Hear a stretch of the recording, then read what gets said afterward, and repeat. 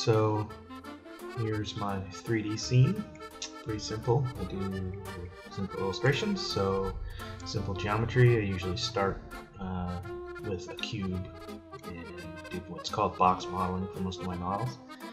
Smooth them out. So here we are in wireframe. You can see I've got all the different pieces of the illustration built out here. Yay! Let's look at it shaded. There we go. A few textures on there. Don't usually go too crazy with the textures. There's a little bit of lighting. There's the scene.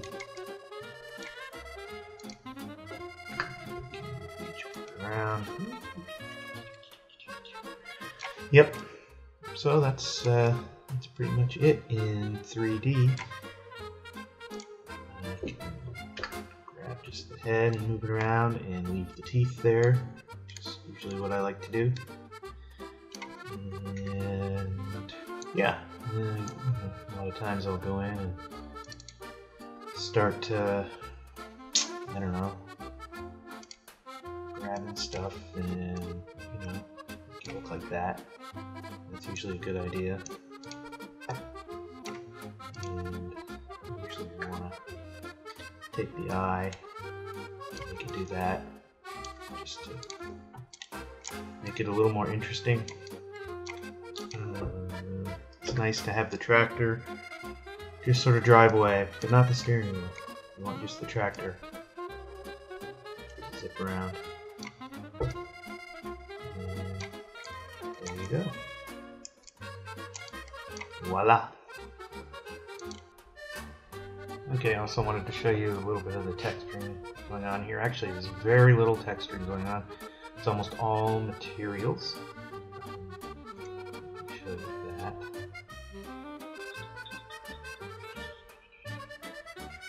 Pull up the old hypershade.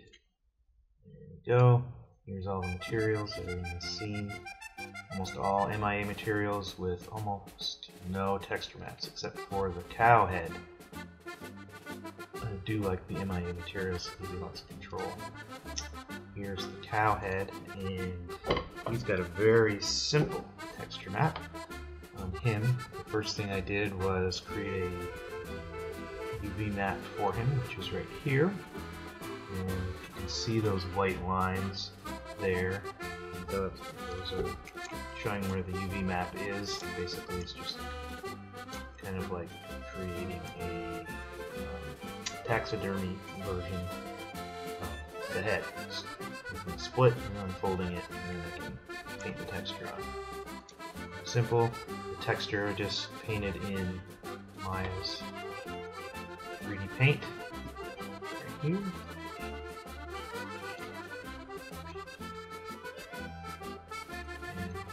Then what I do is I'll sort of block in where I want the colors to be, and then I take that into Photoshop and clean it up and make it look nice. So that's the texture on him.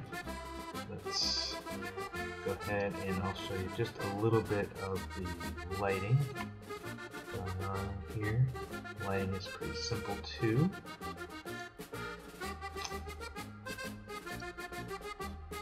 It's basically out. Show the lights. There it is. It's 4 spotlights.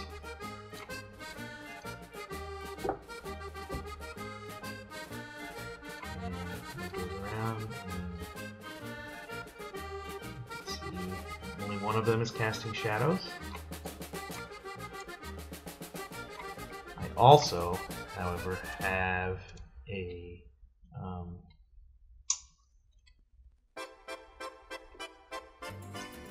sphere around the outside. You can see here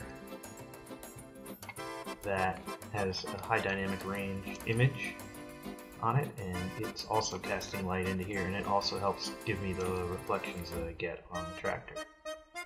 So it's 4 lights and an HDR image, and that's it for the lighting. Voila. Okie dokie. So I'm going to show you some of the stuff that I did in Photoshop after rendering this out in 3D. actually. So yeah, I start with a checkerboard here. No, I'm just kidding. That's just the transparency background in Photoshop. Okay, so actually, here's the original sketch. I thought I'd show you that. It's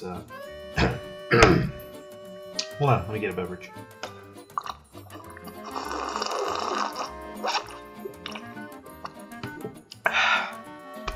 Okay, that's better. So here's the original sketch, and here's the 3D model.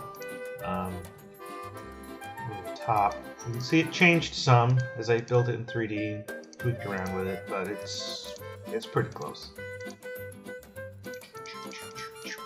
Alright, then I laid in a sky in Photoshop, sky color, and here's the render out of Maya, which is not too bad, but I need to do some stuff to it. One thing I did was to do a occlusion pass, which is the shadows, the dark areas that you get when two objects are close to each other. So let's see if you can see the difference. Occlusion, no occlusion. Occlusion, no occlusion. Alright, here's what it looks like if I show you just the occlusion by itself. And there it is. And it adds a nice quality to the image. So what I do is I just set that from a normal layer mode to a multiply mode, and I get those shadows. Yes. And then I did a real subtle sort of atmosphere pass where things get a little bit lighter as they go back in space, and that's right here. See it? Yeah, there it is. Oh, that's good. There it is. I'll turn that up. This is just in a regular layer mode, but the opacity is turned way down. If I turn it way up, you can see things get real hazy back there. It's not that foggy of a day, so I put it at about 26%. And that's looking good. So now all I got to do is add some weathering to this. And I also want to add some sepia. So, bam! There's some sepia tone. Make it look a little bit more like an old photograph. And then I want to add some scuff marks. So there's some scuff. Super subtle. Really subtle. Let me crank that up so you can see what it actually is. There they are, some scuff marks. Just plop those over the top in a layer. Just have a custom Photoshop brush and just stamp it over the top with a light color. But I don't want it to be that pronounced, so I'm just going to turn it way down to 7%. Then the next thing I did was I took a piece of regular printer paper and I sprayed it with some non-stick spray. You can use Pam. I used the store brand. It worked great. And then I fried that in a frying pan. So actually, let me turn that all the way on so you can see it. So there it is. I fried that in a frying pan and it made it nice and crispy. And then when I just sort of crinkled it a little, it would tear really nicely. So that creates a nice paper texture. And I put that from being a normal layer mode to soft light. So that means it's subtle, so you can see here's the difference with it on and off. Breaks up the image nicely.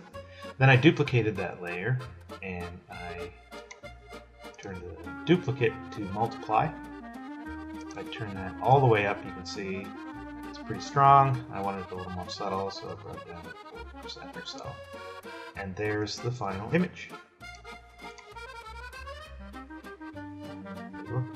Alright. So there you have it.